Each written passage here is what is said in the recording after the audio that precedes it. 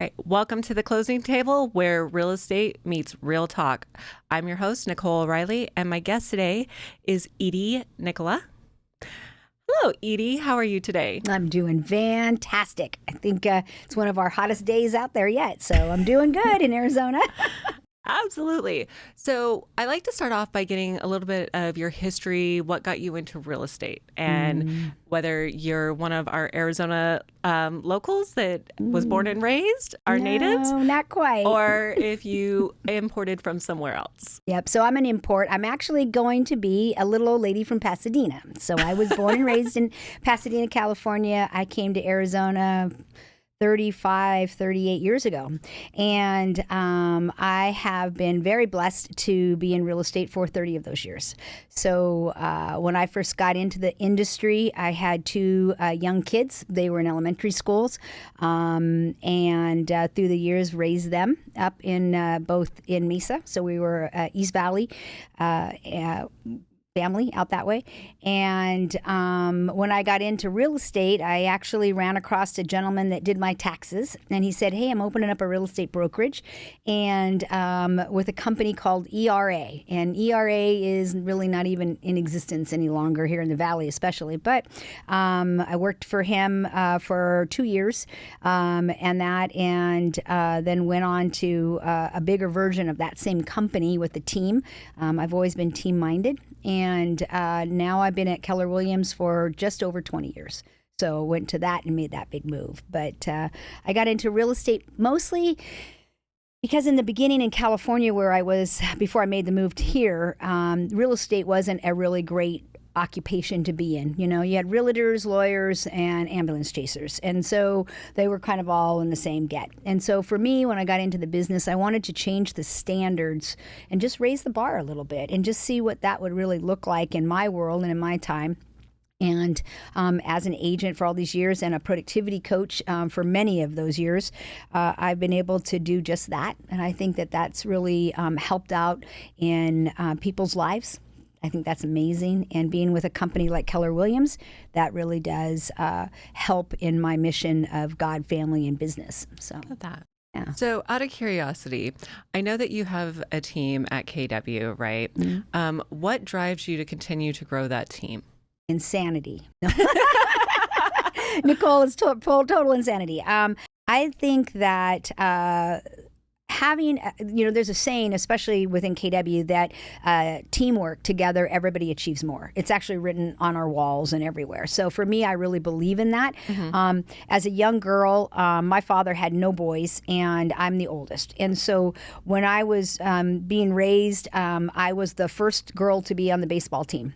But he said anything that the boys could do, I could do as good. So I always wanted to be part of a team, and I was. We were a very, I learned at a young age how to participate as a team, how that team could accomplish and conquer and just do so much more together. And so when I came to Keller Williams, there was a niche called a productivity coach, and that coach would actually take agents that were brand spanking new and show them how to become more and how to be better at their profession.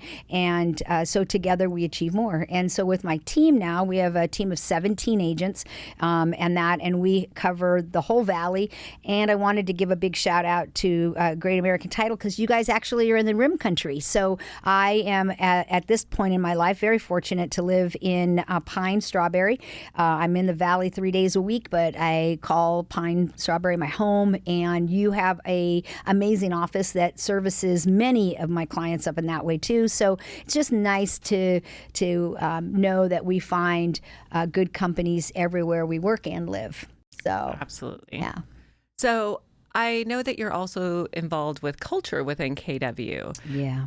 Why do you feel like culture is so important to a brokerage? Oh, when I've only been with two companies, as I said, and the first one was all about teamwork. And then with Keller Williams, it's always been God, family, business. And our culture matters. And at the end of the day, again, seek to understand, to make sure that this is a tough industry. It's a tough industry in the lending, the title, the agent side of it. It's tough, and things have changed a lot. And if you don't have a culture that you can call safe and a place to call home, and that this industry will eat you alive. And so I've been very blessed in Keller Williams in knowing a lady named Mo Anderson. She's was originally one of the CEOs of KW, and she's from Alabama, Arkansas, darling, and she'll tell you that, culture is everything. If at the end of the day we don't have culture, we can't be kind.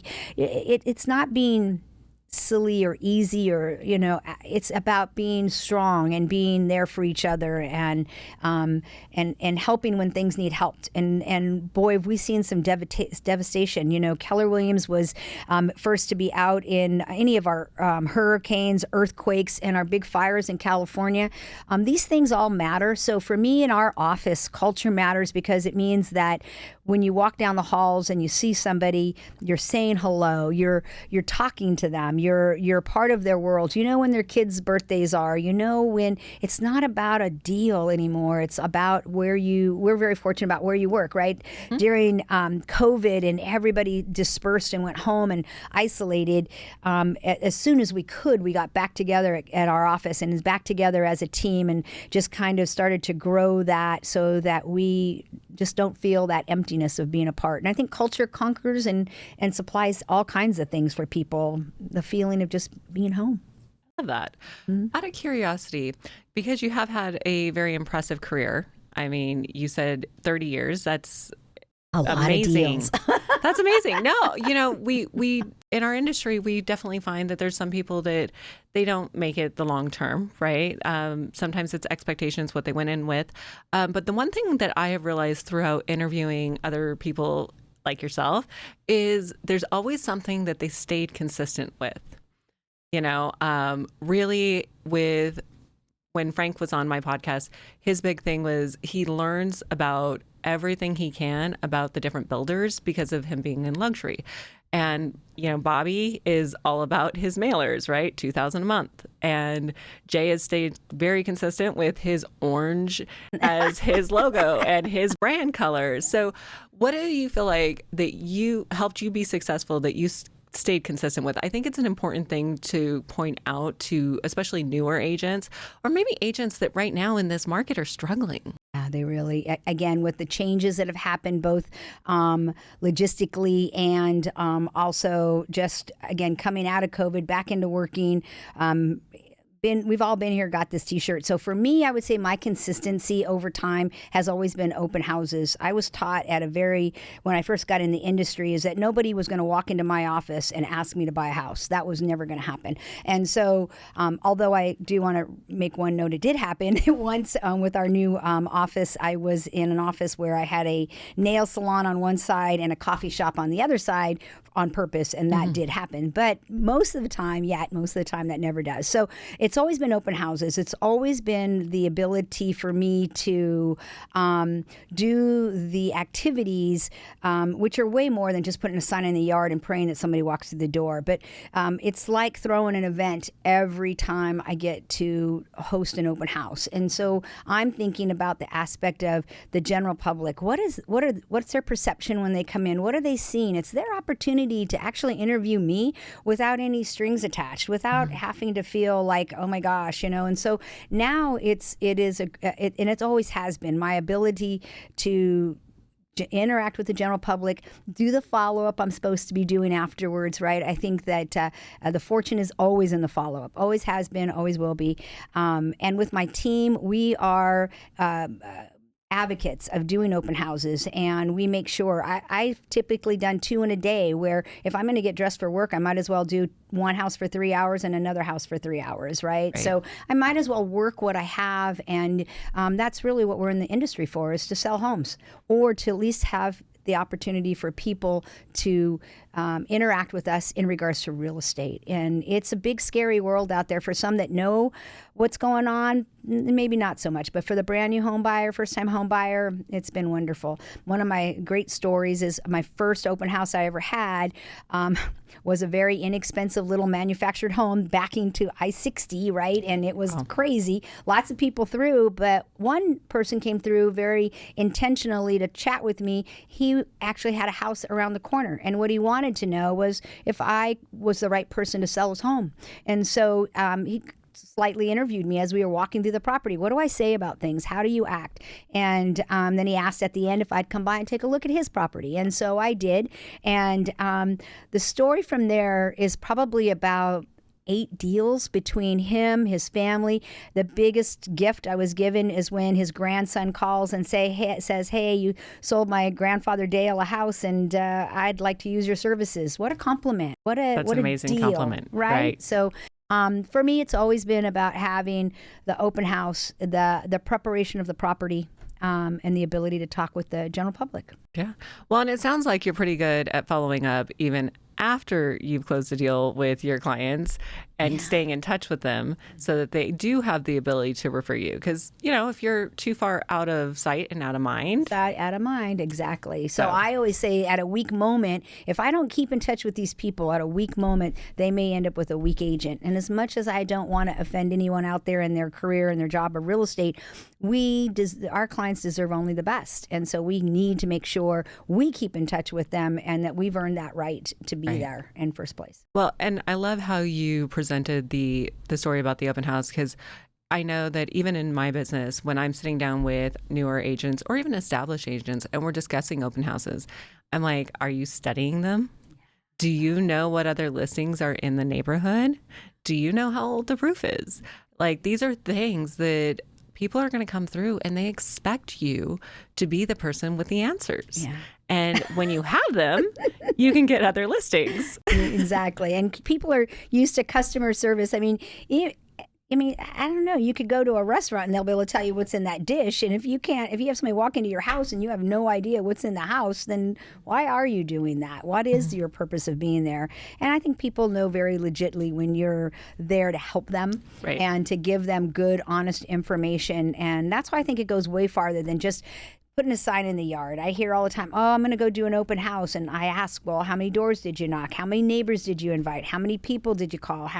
What did you do to make this worth? And especially on some aspects, the seller has to be out of his home for a few hours. What did you do to make it worth it to him to make this something that's worth it for you to actually be selling his home? So absolutely. Mm-hmm.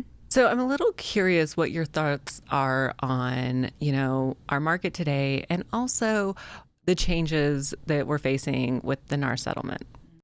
Yes, I tell you, it's funny when the settlement first came out and no one knew what was really true or not going to happen or happen, and all of a sudden this document that has been around, again, I've been in the business 30 years, so I think I was introduced to it probably, I don't know, 25 years ago at least, maybe 27 years ago. I was just new to the business. Mm-hmm. And I had a agent friend in Colorado, and she said, that she's a buyer broker and this is what she uses every time. And she just uses this form every time for people to hire her. And I'm like, okay, that sounds great. That's what we'll do. And our Arizona had it. So I always used it. And as a productivity coach, I constantly taught it and begged agents to use it. And I remember getting a call one time from a new agent, and he said, I've been out showing this client a house and they ended up buying something from somebody else. What can I do? And I said, well, do you have your paperwork? Were you hired? Did he hire you? And he's like, well, no. And I'm like, well, then that's the answer to your question. You need to make sure that you work with people that hire you as a real estate agent, Absolutely. Yeah. So for me, I think the NAR settlement has been good in a lot of aspects. I think there's a lot of agents that almost to some of them, it might have been the straw that broke the camel back, one more form, one more blah. And that's okay. That's time for them not to be in the business. But our clients deserve to know what's going on. They deserve to know and have the best representation ever. So I want to make sure that's what they get. And with us, we don't sign forms on hoods of cars. We have consultations. I know that if I go to a doctor, he's not going to come out there and I'm going to have to fill out forms. I'm going to have to be professional, and I want him to be that because I'm entrusting him with one of the biggest assets, me. So I want them to do the same thing and to feel that way. So with my team, we're very much in line with following that, and really glad that it's in place. So that's absolutely. Yeah. And then as far as the market, wow. I mean, we just did get out of one of the most difficult years in real estate, probably since like 08, 09. Yeah, got that tattoo. I remember when the market crashed, and I think that's one of the things that new agents and young agents really need to think about is the date might change, but the stories are still the same. That what happens during them still is the same. How did you get out of them is still the same. And I'm very fortunate that so many of the people that I went into that recession with back in the day, those of us that came out of it much stronger, much more connected, closer together. And I'm seeing nothing but sunshine coming, and we're very fortunate to be where we do live in Arizona and to have all the benefits that we have. So I think that the market for me, and we had a great year last year. I know it was one of the worst for some. There's a thing out there of your unfair share. I think that there's enough to go around, and there are people out there that need our assistance and our help, and by supplying that, we will get paid and we will get the lives we want out of it. Absolutely. A very similar view in title. There's over 89,000 agents in the state of Arizona, and so there's enough for everybody to go around. Isn't that crazy? There's 89,000 of us. What do they say, that the police officer pulls you over and asks for your real estate license and not your driver's license? Yeah, it's how it feels sometimes. That's for sure. Absolutely. So what do you think? I mean, you mentioned open houses. What do you think the one thing as far as attracting business that you've done the best? Well, I think that the open house has been a big thing, but I think also for me, it's been attracting the right people to the team, and attracting and using the brand that I have to its utmost, right?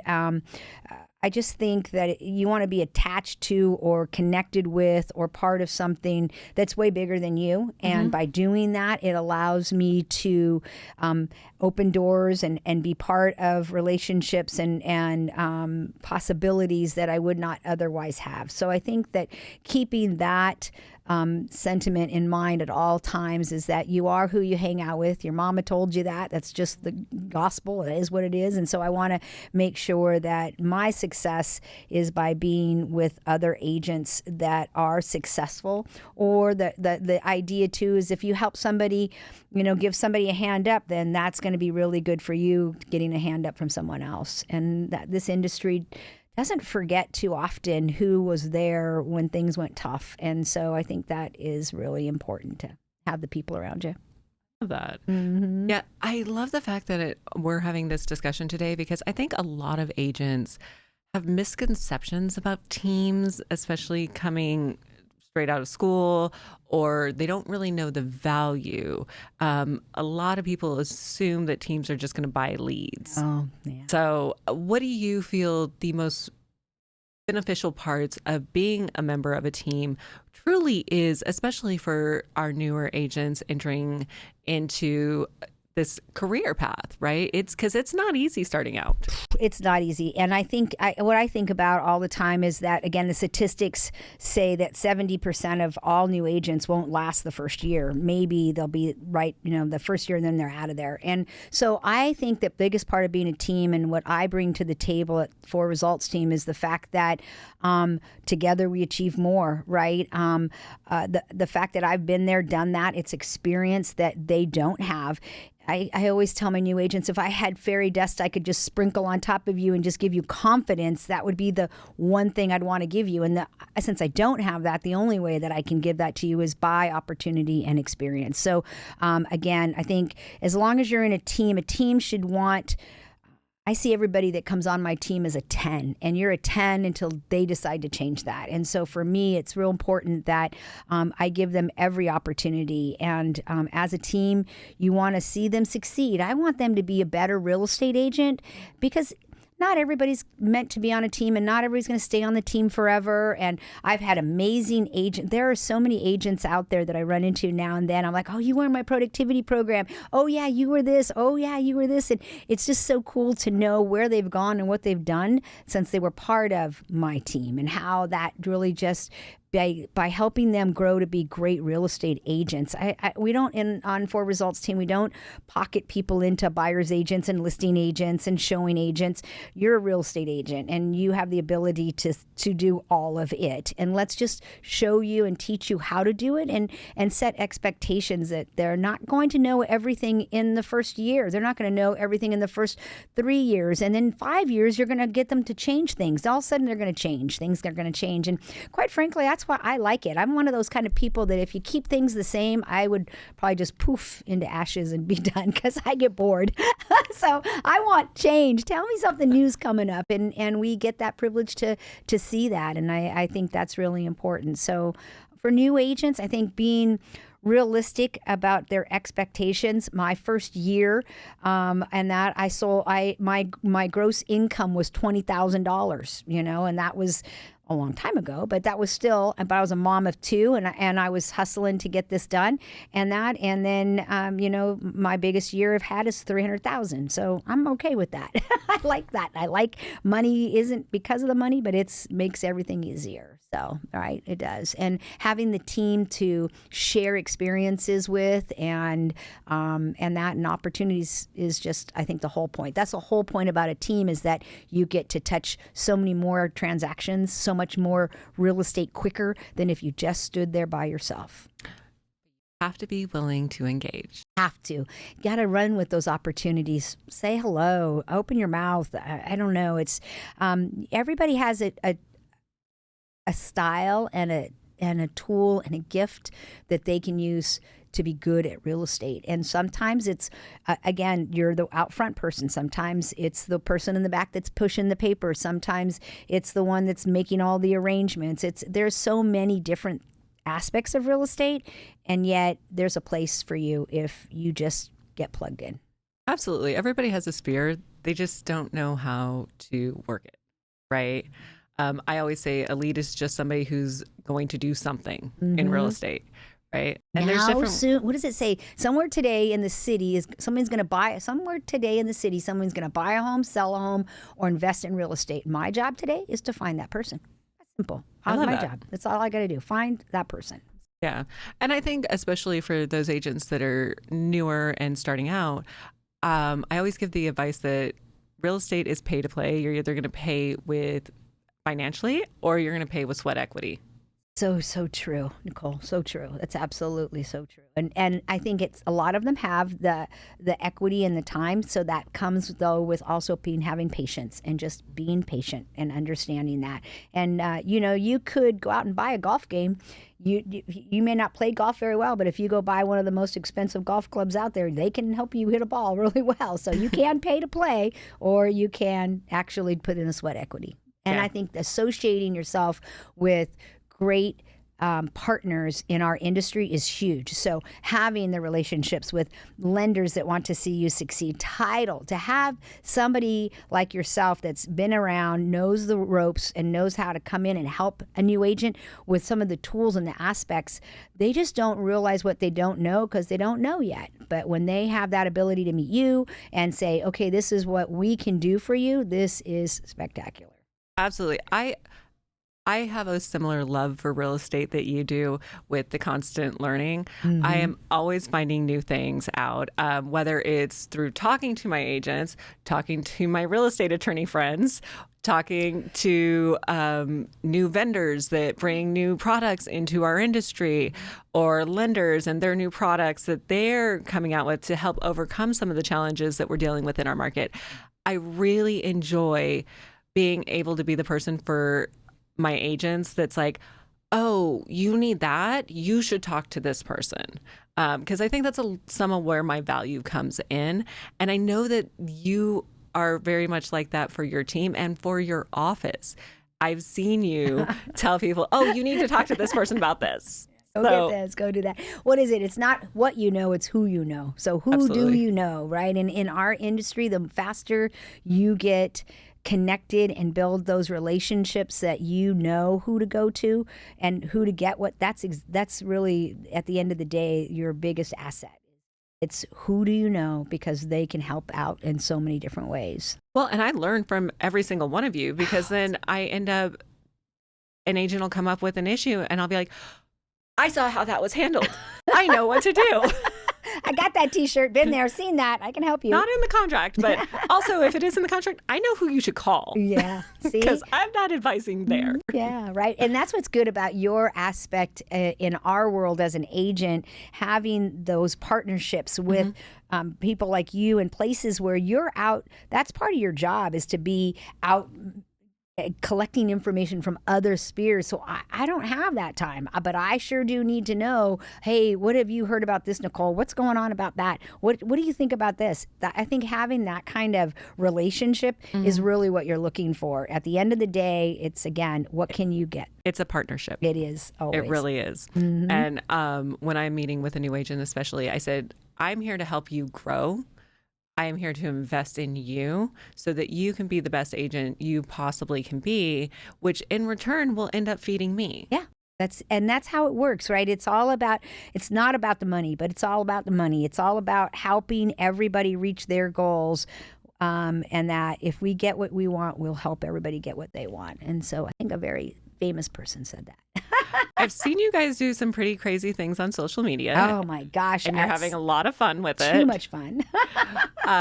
So when did you start your social media journey? Personally, it's been probably about 2 years ago now.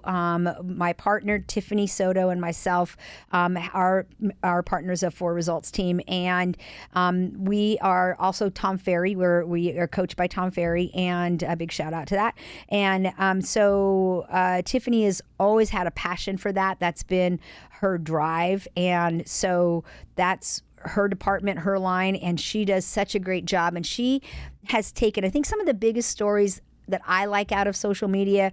I keep saying, well, where's the deal coming from? When's the deal coming from it? And it's not that at all. It's about watching one of my agents that have been with me the longest get out of her shell and do something that people go, oh, that was fantastic. I would like to get to know her better or differently than not at all. And so it's so good to see this path that we're on. And Tiffany does a great job with our agents and making sure they know we're a team that doesn't just give that to you. We teach it to you. So I don't give you a fish. I want to teach you how to fish. And so Tiffany teaches them how to do social media. And so if you can imagine, we started out with 3 or 4 or 5 agents, and now, again, 18 agents. It makes a big difference of what you're getting done out there and what's happening and who's seeing what and the things we love, and being able to share that more. So I think, again, hats off to Tiffany for just making it's fun, it's educational, and people plug into that, and they want to, people do business with people they know, like, respect. That's where we're at. Well, and also you're unintentionally staying in front of your previous clients, because most of the time they're your friends on Facebook or social media. Exactly. It's amazing how that happens, right? It's so everybody gets to see that. And I've gotten some really great text messages from past clients and it's been really fun to watch it go and grow and become more and more. We're really fortunate right now. We're focusing a lot on our North Rim market. So again, we're down here in the Valley. We've been here in the Valley for 30 years, yet I've been up north for 4, and I really want that to be a grow. So the Rim Country Girls is where we're up there, and we're trying to grow that a little bit more and see how that goes. So watch out for our elk videos. We have lots of elk videos out there and things like that, but it's fun. That's a blast. Yeah, it is. Yeah, been to Park City many times. Have yet to see a live moose. Oh, no, not a moose. Yeah, that'd be nice. But I've only seen elk, lots of elk. So. Unhappy elk that didn't want to talk to me when I was trying to video him, but that was okay. Well, at least they're not too mean. Not too mean. Not yet. Don't need them chasing you. Mm-mm, mm-mm. Okay. So what do you think when you think about this year, what do you think at the end of the year, your year in review will look like? What do you think you will have done? Oh, well, I know our goal is to have 25 agents that serve the Valley and up north, and 4 of them will be from up north.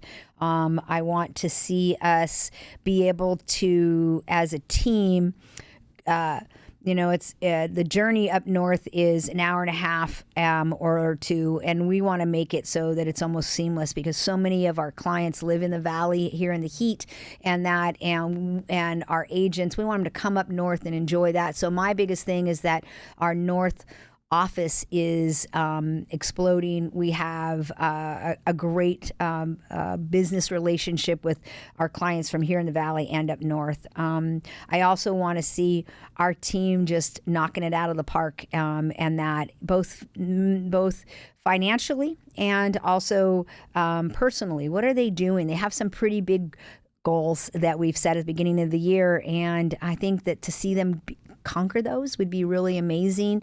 And I know they can do it. And together we achieve more. So it's a matter of just staying focused and getting that done. So at the end of 2025, we will have thrived, we will have lived, and I think our clients will be so happy to have been in business with us. Love that. Yeah. Love that. Out of curiosity, do you and your team do as community give back since you're all over the Valley and up north? Yeah, up north, and that we do. Thanks for asking. So we are very fortunate. We have one of our agents is retired just this last year from the Army, and we do give back to the vets. We actually have 4 charity events that we do every year, and one of them is going to be coming up for the vets, and then we also do charity for animals. So those are the 2 that we really focus on. We have a lot of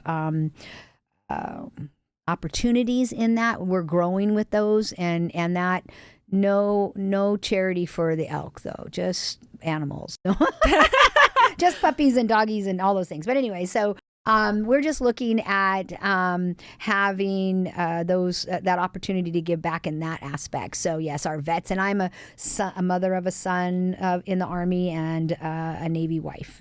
Well, then we better make sure that both charities are part of the GAT Cares program, that they could give.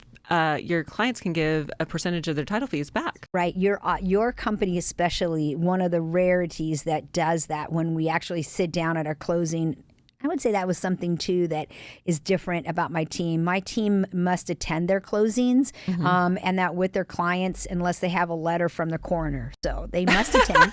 And it's a great opportunity. Yet when we sit down with your escrow officers and that, it's so wonderful that we've been asked our clients have been asked about the charities that they would want to give to. And so we could definitely update that information. So I think that would be wonderful. It's heartfelt, and it goes, especially today. In today's world, every little bit helps.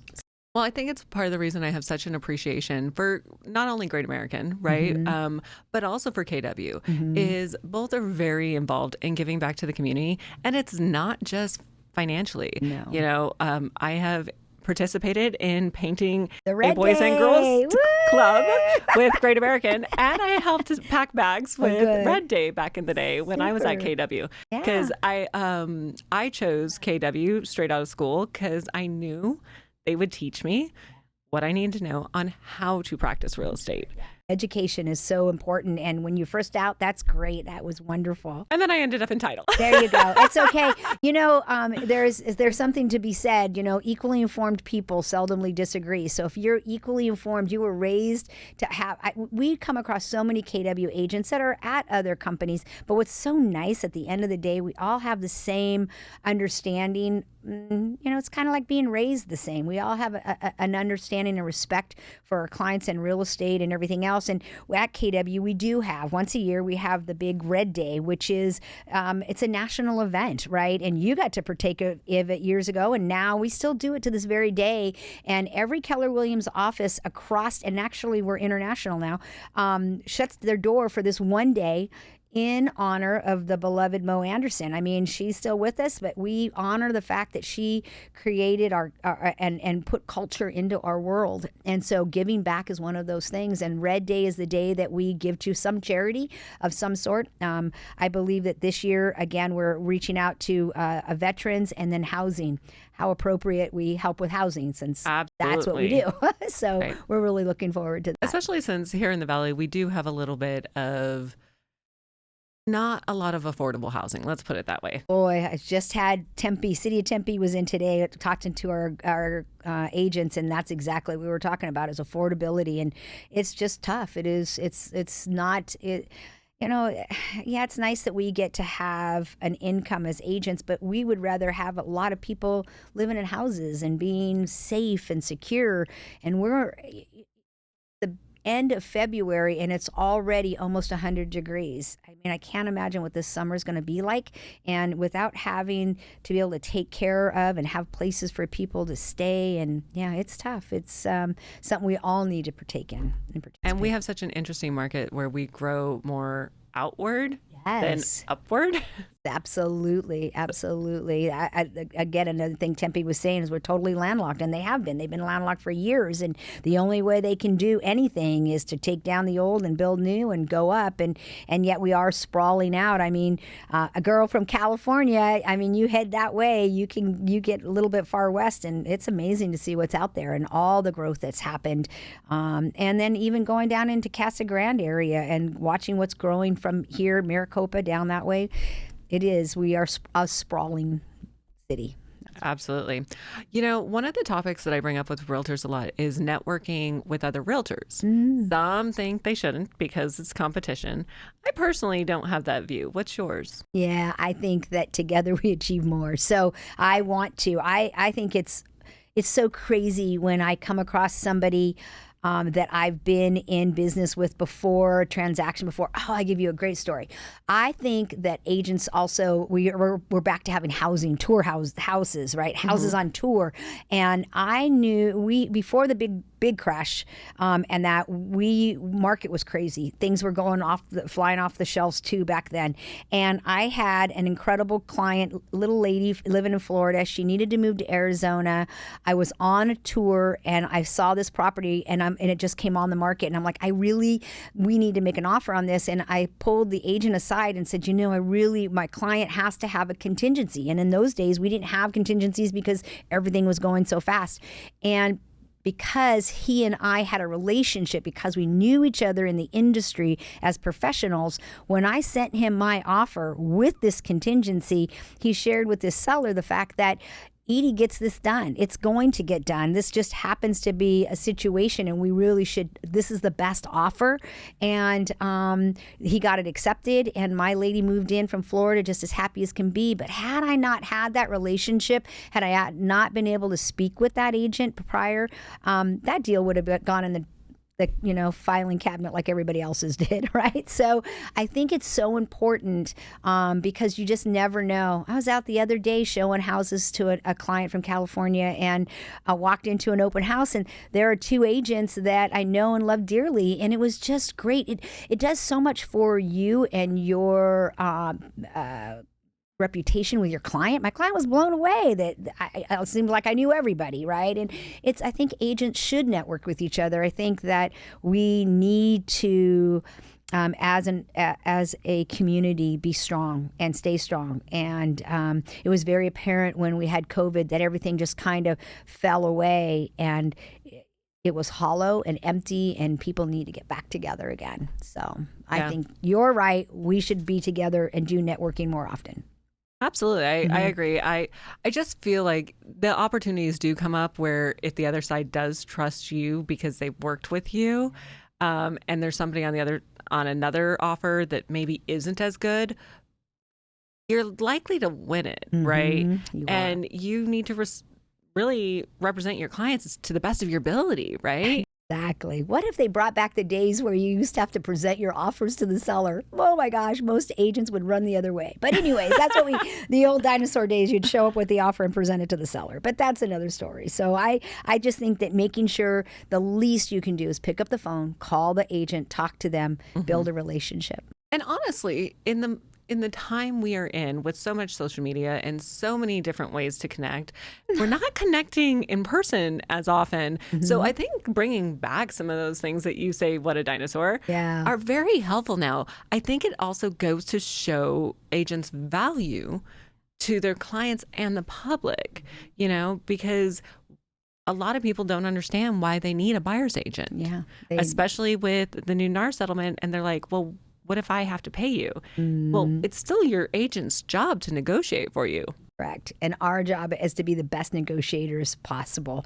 And at the end of the day, you want the very best. If it was heart surgery, you'd want the very best. If it is buying your home, you're going to want the very best. And I think that by having these relationships and getting back in touch with other agents and just with social media, we're able to have some fun. We're able to share some education. But at the end of the day, it really is about who you really are and that you're there. And you want to just, let people know, as many people as possible, how and what they would experience if they did choose to use you. Right.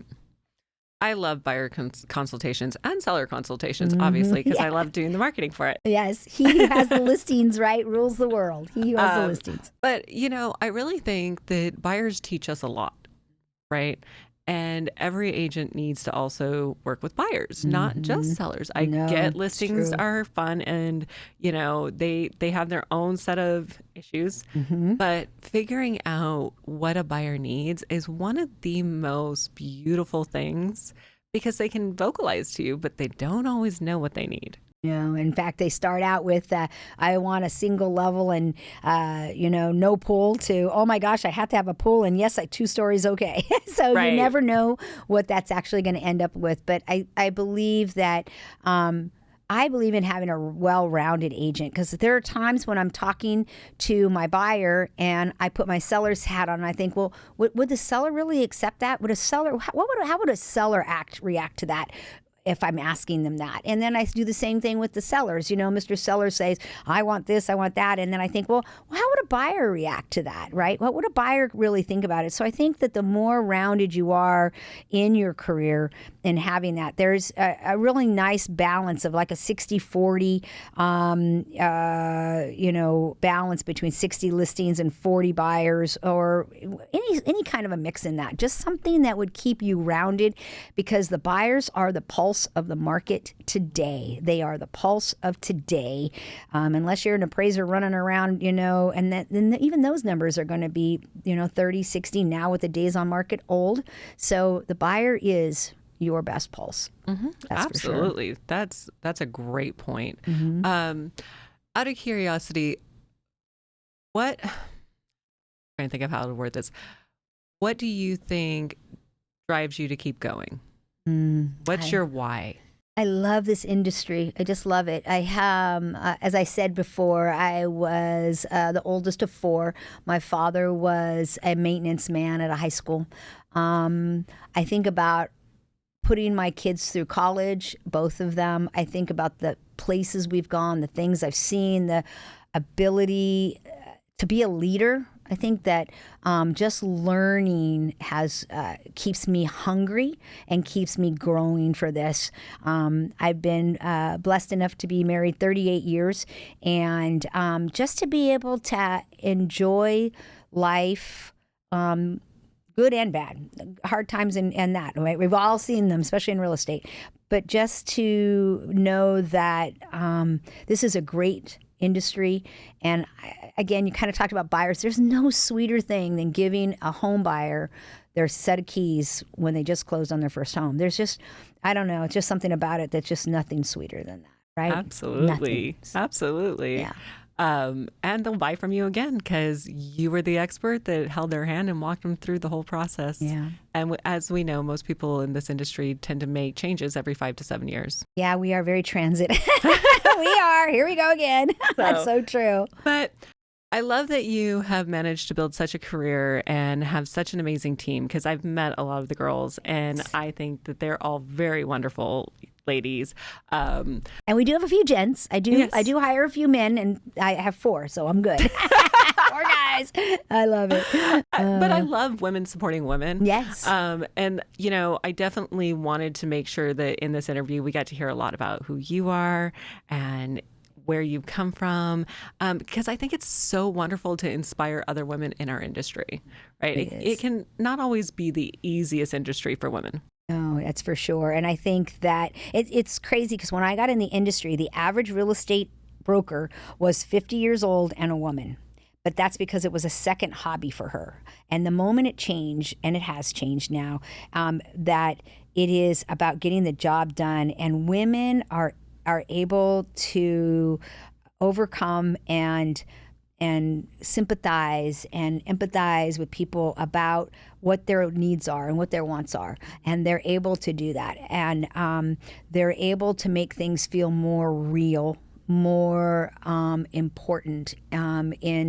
Again, a home is where the family is, and where you live and where you love and where you want to be at. And so I think that as women, we're able to help find that, help convey that, be good leaders. There is nothing better than a great woman leader. I'll take a mountain anytime with that. So I think that's great. I love that. Well, I've had a wonderful conversation with you today, and I do appreciate you coming on the show.